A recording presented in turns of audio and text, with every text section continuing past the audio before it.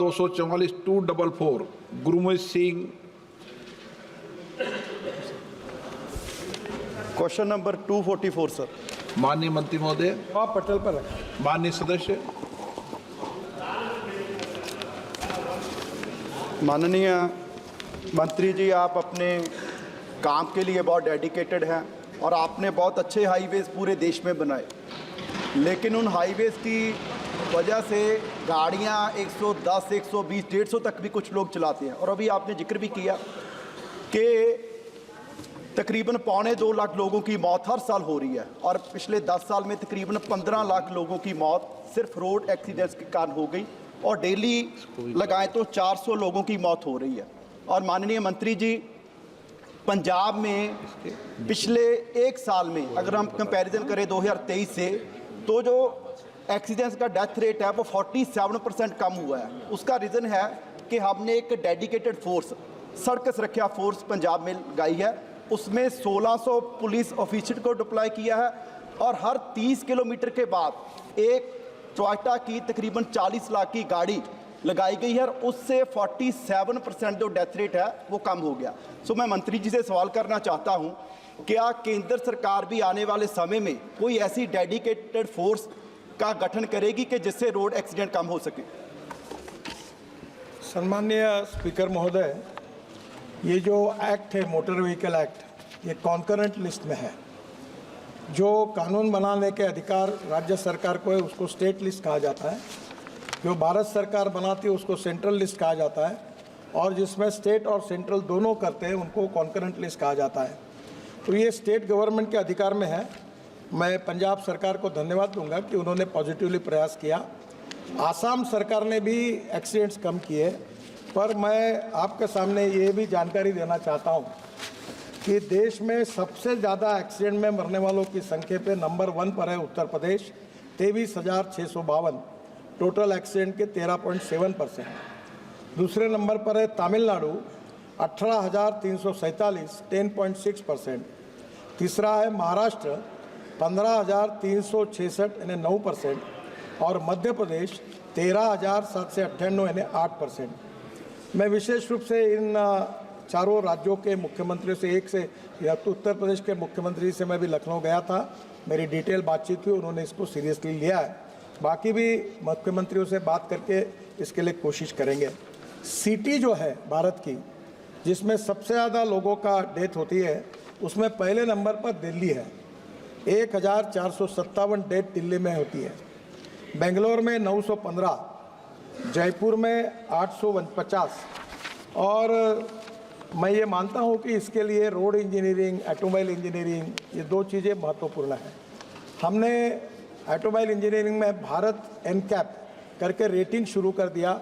Economic model में 6 air bags लगने लगी, पूरे ऑटोमोबाइल सुधार कर दिए। रोड इंजीनियरिंग में कमियां थी, 40,000 करोड़ रुपए ब्लैक स्पॉट इंप्रूवमेंट के लिए हम खर्चा कर रहे हैं, काफ़ी ब्लैक स्पॉट्स हमने दूर किए।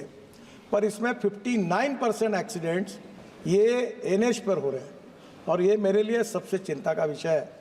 और इसका कारण जो है कि जो डिटेल प्रोजेक्ट रिपोर्ट बनता है तो हमारी सिस्टम ऐसी कि जो लोवेस्ट आता है उसके गले में माला पहनाते हैं और इतने घटिया क्वालिटी के वो डीपीआर बनाते हैं और जिसके कारण फिर आगे फ्यूचर में ये प्रॉब्लम आते हैं।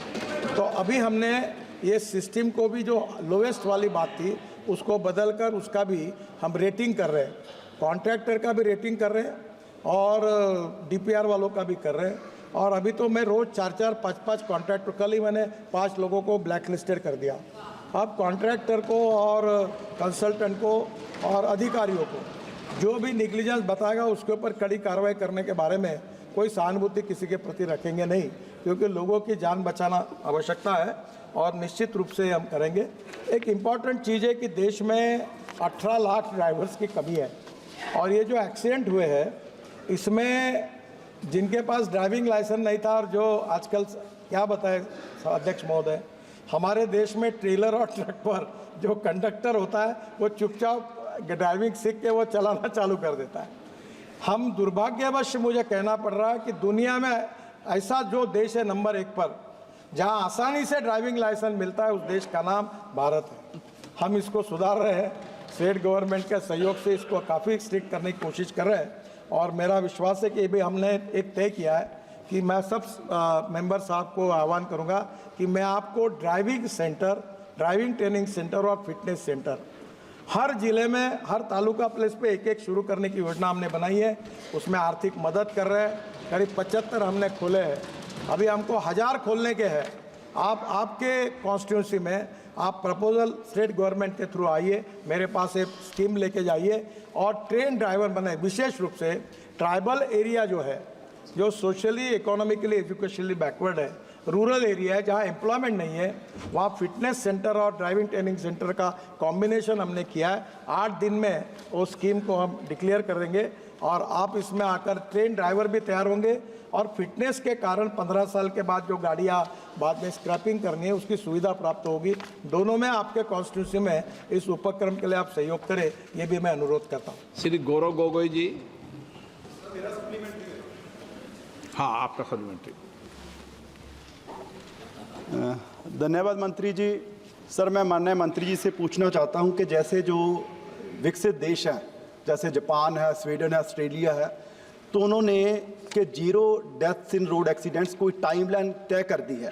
क्या हमारी भारत सरकार ने भी कोई टाइमलाइन तय की है कि 0 डेथ्स इन रोड एक्सीडेंट्स में हो? इस कंट्री में सम्माननीय स्पीकर महोदय, मैं उनकी भावना को समझता हूं और मैंने 11 साल हुए इस मिनिस्ट्री में। स्वीडन ने 0 किया है, नो एक्सीडेंट। बहुत से देशों ने रिकॉर्ड किया। मैं जब वर्ल्ड कॉन्फ्रेंस में जाता हूं तो मुंह छुपाता हूं, क्योंकि सबसे गंदा रिकॉर्ड अगर वर्ल्ड में किसी का है तो हमारे देश का है। और मैं आपको बहुत ट्रांसपेरेंट हूँ, इसलिए सीधी बात बता देता हूँ कि मैंने ये कहा था कि 2024 समाप्त होने के पहले 50% डेथ और एक्सीडेंट हम कम करेंगे। कम तो हुए नहीं, उल्टा एक्सीडेंट और बढ़ गए।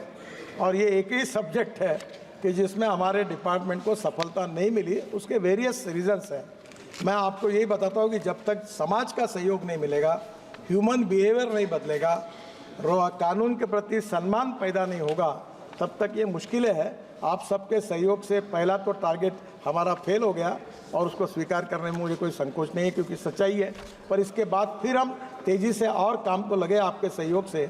हम निश्चित रूप से आगे कोई टारगेट को तय नहीं किया, पर कम करने की लगातार कोशिश करते हैं। और मैं इसलिए संवेदनशील हूँ कि मैं एक एक्सीडेंट का भुक्तभोगी हूँ। मैं लीडर ऑफ अपोजिशन था महाराष्ट्र में, विधानमंडल में, और पुलिस प्रोटेक्शन में पुलिस की सायरन वाली कार के साथ मेरे ड्राइवर को कैटरैक्ट था। मेरी पत्नी, मेरा बेटा और बेटी पूरे ट्रक के नीचे चले गए। वो टायर के कारण जो पीछे लटकता है उसके कारण जान बची है। और मैंने 2 साल में हॉस्पिटल में था। तो मैं इसके प्रति तो बहुत ही ज़्यादा संवेदनशील हूँ। पर दुर्भाग्यवश बहुत कोशिश करने के बाद भी जो कम ही है तो हुई नहीं, उल्टी बढ़ी है। ये चिंता का विषय है। आप सबके सहयोग से इस उद्देश्य को पूरा करने की कोशिश करेंगे।